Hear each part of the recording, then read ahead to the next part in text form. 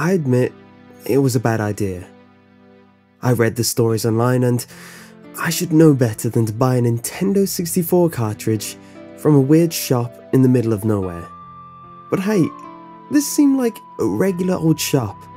Nothing suspicious about it, no creepy posters or weirdo clerks.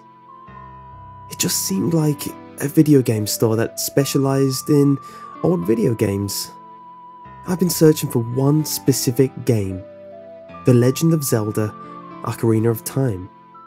Sure, it would be easier to order a copy off eBay, but I can't stand waiting for things like that to come in the mail. I only use eBay if it's necessary. So, I was looking on the shelves for Ocarina of Time, but no luck. Usually I ask the clerk if they have one in stock if I can't find one on the shelves. You know, in case I overlook something, which I normally do. He said they have a very special copy in stock. A beta copy. I was calm on the outside, but totally freaking out on the inside. I couldn't believe my luck. My excitement clouded the suspicious feeling I was really having. You know, those online stories I read about beta copies purchased from weird stores. But like I said, other than the location, this store was pretty normal. I bought the game for $7.99, pretty okay price for an N64 game, especially when it's Zelda. So, I went home to try out my new beta copy of Zelda.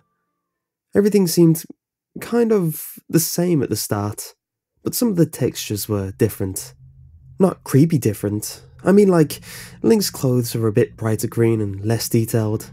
Stuff like they changed them at the last minute to make it look better. I played up to the water temple. Some of it was kind of hilarious, like some of the dialogue was different, pieces of heart in unreachable areas, stuff like that. But when I reached the water temple, things started to get weird.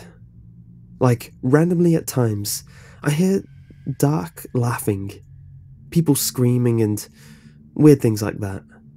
I even found blood in some of the watery areas.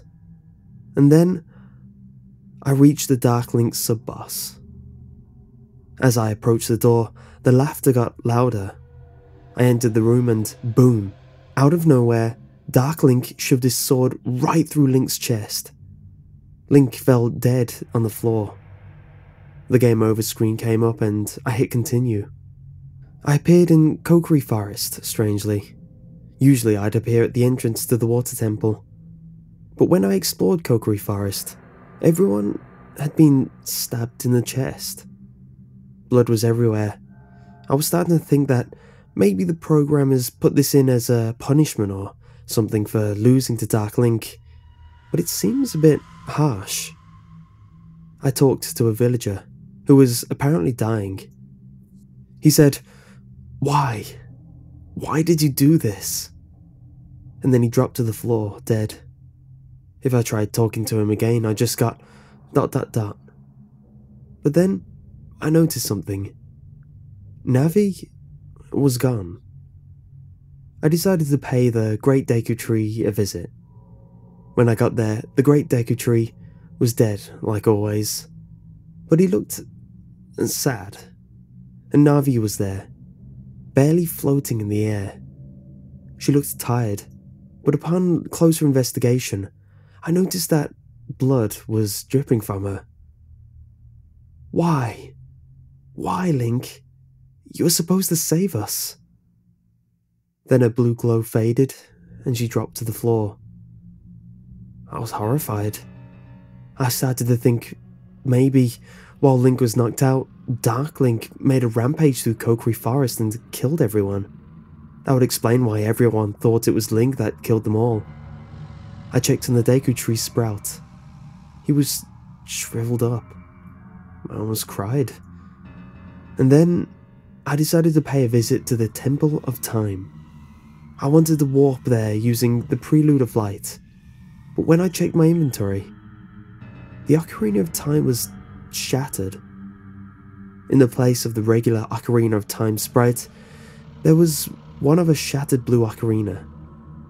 I had to walk to the temple now. On the way there, all of the pose that appeared in Hyrule Field were gone.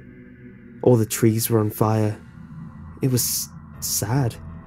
I wanted to play the horse's tune, beta name for Epona's song, but I remembered my ocarina was broken. But hey, last I left Epona was pretty near Kokiri, so it wasn't too long of a walk. I went over to Epona, only to find out she was killed too. I was devastated, even though everything on the screen was just a pile of pixels. I went over to Hyrule Castle Town. The place was still infested with Redeads, but instead of coming over to attack, they seemed scared of me. That freaked me out. I went into the Temple of Time, and waiting in the chamber where the pedestal of time stood was Dark Link himself, the supposed source of all this destruction. I tried to go into the chamber, but Dark Link teleported out of there and the door of time shut, and Dark Link shattered the 3 keystones that opened it. And with the Ocarina of Time broken, along with the keystone, the Master Sword will never return home, and I can't travel back in time to escape this twisted world. Dark Link spoke. He will never escape.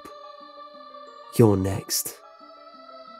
I expected him to kill Link like he did back in the Water Temple, so I could save and quit and get rid of this game. But Dark Link just stood there.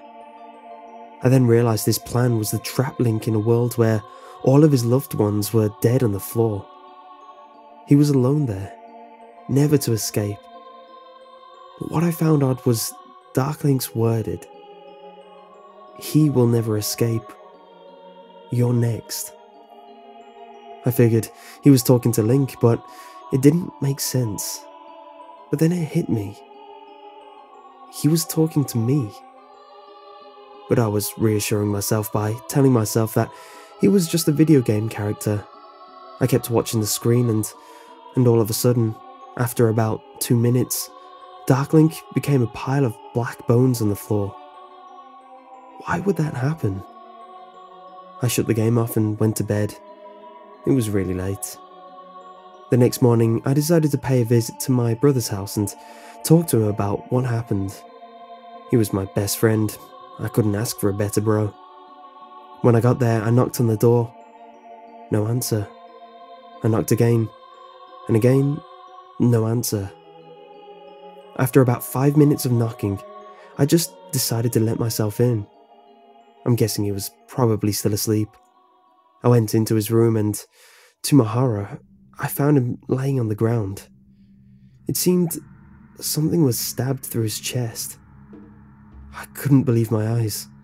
I stood and cried for about 10 minutes, and then went back to my car to tell my mom and dad what happened. The house was only a few miles from my brother's. When I got there, I didn't even bother to knock. I went into their bedroom and found that they had met the same fate. On the floor with a bleeding hole in their chest. Their wounds seemed a bit more fresh than my brother's. I figured whoever did this did it to my whole family. I was devastated.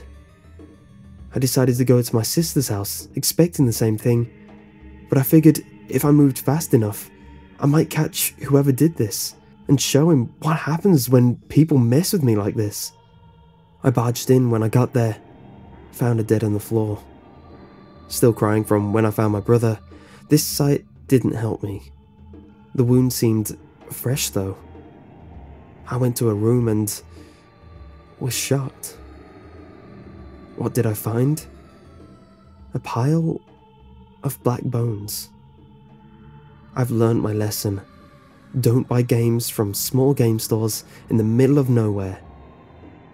No matter how normal they look.